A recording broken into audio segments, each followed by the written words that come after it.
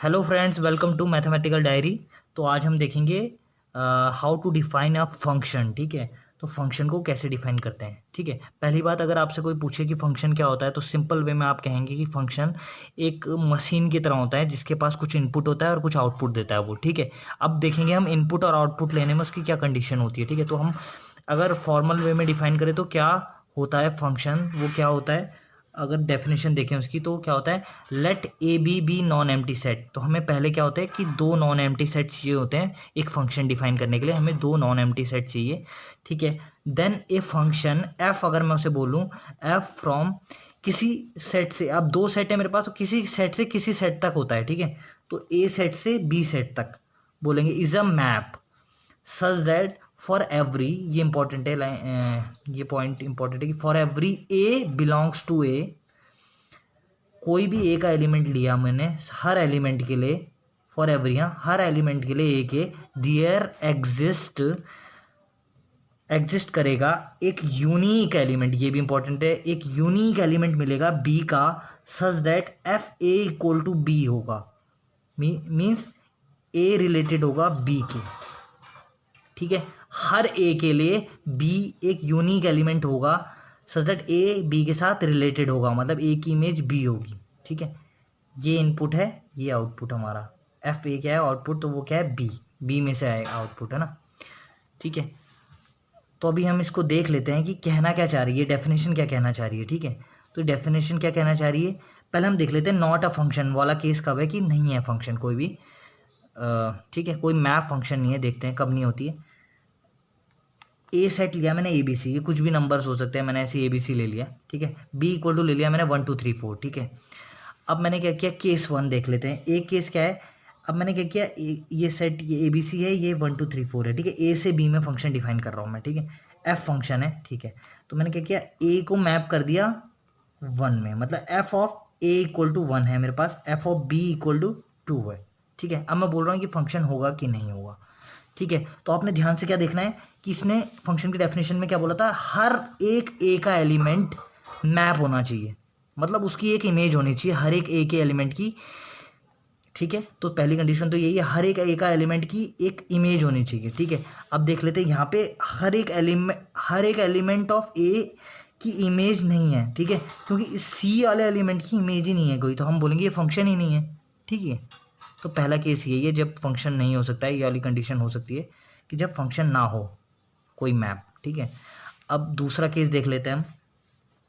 अब मेरे पास क्या है कि एक सेट हमारे पास ए बी सी है, एक सेट है हमारा 1 2 3 4। ठीक है, अब मेरे पास क्या है, अब जो फंक्शन की डेफिनेशन में क्या था कि हर एक ए का एलिमेंट, आप देख लीजिएगा, रीड करिए डेफिनेशन की, for every element A belongs to A, A के हर एलिमेंट में हमारे पास एक बी का एलिमेंट यूनिक होना चाहिए। ठीक है, तो इस एलिमेंट के लिए, इस ए के एलिमेंट के लिए, सेट ए के एलिमेंट के लिए, ठीक है, ये ए की कितनी इमेजेस हैं, एक और दो, यूनिक एलिमेंट, यूनिक इमेज नहीं है। ठीक है, एक एलिमेंट की हर ए के हर एक एलिमेंट मैप होना चाहिए और उसकी कितनी इमेज होनी चाहिए, एक हर एक एलिमेंट की यूनिक इमेज होनी चाहिए, दो इमेज में मैप नहीं होना चाहिए। ठीक है, इसका मतलब क्या हो गया, एक इनपुट का दो आउटपुट नहीं हो सकता। ठीक है, ठीक है ना। सबसे पहले तो क्या होगा, हर चीज, हर का इनपुट लेगा वो फंक्शन। ठीक है, और एक इनपुट का दो आउटपुट नहीं हो सकते, अलग अलग आउटपुट नहीं हो सकते, तो ठीक है, तो वो फंक्शन नहीं होगा। तो ये भी एक केस है जहाँ पे फंक्शन नहीं हो सकता। ठीक है, अगर ये दोनों चीज़ें हो किसी मैप में तो हम बोलेंगे वो फंक्शन होता है। ठीक है, एग्जाम्पल ऑफ फंक्शन हम देख लेते हैं क्या होता है। एग्जाम्पल ऑफ फंक्शन देख लेते हैं, फंक्शन कब होगा, ये ए सेट वही है, बी सेट ये है 1 2 3 4, हमने देखा एक ए को मैंने मैप किया वन में, बी को मैप किया मैंने वन में, सी को मैप किया टू पे। ठीक है, अब मैंने देखा कि ए सेट के, कैपिटल ए सेट के हर एक एलिमेंट क्या है, इमेज है उसकी। ठीक है, हर एक एलिमेंट की इमेज है। ठीक है, तो हर एक एलिमेंट की इमेज भी हो गई और हर एक एलिमेंट की दो इमेज नहीं है, मतलब इस एलिमेंट की एक ही इमेज है, इस एलिमेंट की एक ही इमेज है, इस एलिमेंट की भी एक ही इमेज है। ठीक है, एक की दो इमेज नहीं है। ऐसे हो सकता है कि दो एलिमेंट की एक इमेज हो, मतलब दो इनपुट के एक आउटपुट हो, ये हो सकता है, बट एक एक इनपुट से दो आउटपुट नहीं निकल सकते। ठीक है, एक इनपुट से दो आउटपुट नहीं निकल सकते। ठीक है, तो उस केस में फंक्शन नहीं होगा, इस केस में ये फंक्शन है, ठीक है ना। ए के हर एलिमेंट कवर हो गया, और दो एलिमेंट एक में मैप हो सकते हैं, ये कोई दिक्कत नहीं है, बट हर एक एलिमेंट से दो इमेजेस नहीं है किसी की, यूनिक इमेज है सबकी। इसकी भी एक यूनिक इमेज है, इसकी भी एक यूनिक इमेज है, इसकी दो इमेज नहीं है, इसकी भी दो इमेज नहीं है, इसकी भी एक यूनिक इमेज है, ए की भी एक यूनिक इमेज है, ठीक है। और जहाँ से हम जिस सेट से हम मैप कर रहे होते हैं, तो उस पूरे सेट को हम क्या बोलते हैं, डोमेन ऑफ एफ, ठीक है। कि कहाँ से कहाँ तक, ए से बी में था ना, तो ए जो सेट है वो पूरा डोमेन ऑफ एफ कहते हैं, ठीक है। अब क्या है, रेंज क्या होती है फंक्शन की, कि जो जो इमेजेस थी डोमेन की, ठीक है। तो इसकी इमेज क्या थी, 1 थी, बी की इमेज क्या है, 1 है, सी की इमेज क्या है, 2 है, तो 1 2 ही इमेज आ रही है फंक्शन की, ठीक है। इन दो का कोई रोल नहीं आ रहा इमेज में, ठीक है। तो हमारे पास क्या है, रेंज क्या होगी फंक्शन की, ये दो, 1 और 2, ठीक है। वो क्या होगी, 1 और 2 ही होंगी इमेज में, रेंज में, सॉरी, है ना, रेंज में। और फंक्शन की रेंज क्या होगी, 1 और 2 होगी।